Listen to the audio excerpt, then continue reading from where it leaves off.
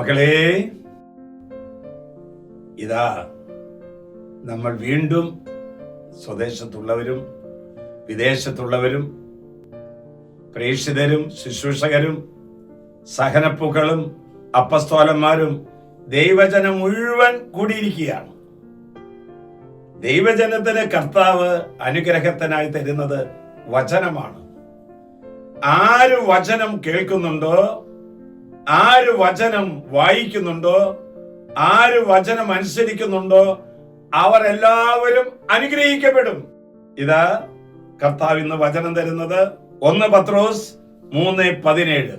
നന്മ പ്രവർത്തിച്ചിട്ട് കഷ്ടത അനുഭവിക്കുന്നതാണ് ദൈവഹിതമെങ്കിൽ, അതാണ് തിന്മ പ്രവർത്തിച്ചിട്ട് കഷ്ടത സഹിക്കുന്നതിനേക്കാൾ നല്ലത്. നമ്മൾ നന്മ ചെയ്തിട്ട് നമുക്ക് കഷ്ടത ഉണ്ടായാൽ അത് ദൈവഹിതം നിറവേറ്റുന്നതാണ്. ധാരാളം നന്മ ചെയ്യുന്നു, മറ്റുള്ളവർ സ്നേഹിക്കുന്നു, സഹായിക്കുന്നു, നല്ലത് പറയുന്നു, നല്ലത് പ്രവർത്തിക്കുന്നു. നന്മ ചെയ്തിട്ട് നമുക്കൊരു കഷ്ടത വരുന്നുവെങ്കിൽ അത് കർത്താവിന് പ്രിയപ്പെട്ടത്, കർത്താവിന്റെ ഹിതം നിറവേറ്റുന്നതാണ്. മനുഷ്യ ജീവിതത്തിൽ കഷ്ടങ്ങളും വേദനകളൊക്കെ ഉണ്ടാകുമ്പോൾ യേശുവിന്റെ കരങ്ങളിൽ നിന്ന് നമ്മൾ സ്വീകരിക്കണം.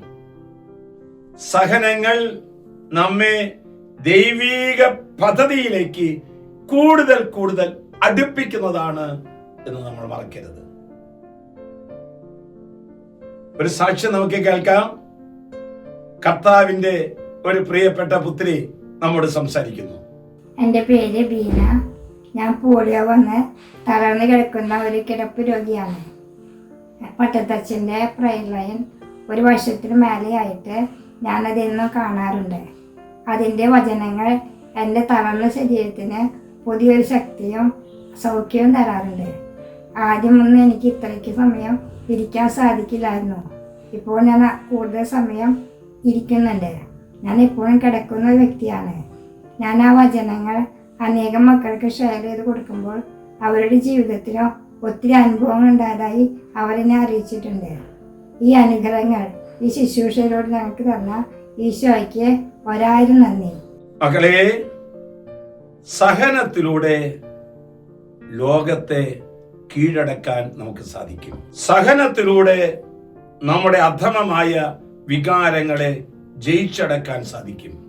ആശ്വാസപ്രദമായ രാത്രി, പ്രതീക്ഷാനിർഭരമായ പ്രഭാതം, സൽപ്രവൃത്തികൾ നിറഞ്ഞ ദിവസം നൽകി അവിടുന്ന് നമ്മെ എല്ലാവരെയും അനുഗ്രഹിക്കട്ടെ. ഓരോരുത്തരെയും ഞാൻ കാണുകയാണ്.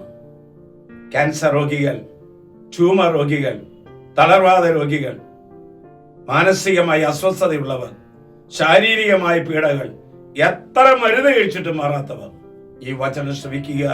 കർത്താവ് നമ്മെ സുഖപ്പെടുത്തട്ടെ. നമ്മുടെ കർത്താവ് ഈശോ മിശിഹായുടെ കൃപയും പിതാവായ ദൈവത്തിന്റെ സ്നേഹവും പരിശുദ്ധാത്മാവിന്റെ സഹവാസവും നാം എല്ലാവരോടും പ്രഭാതങ്ങളിലും പ്രദോഷങ്ങളിലും നമ്മുടെ കൂടെ ഉണ്ടാകട്ടെ, ഇപ്പോഴും എപ്പോഴും എന്നേക്കും.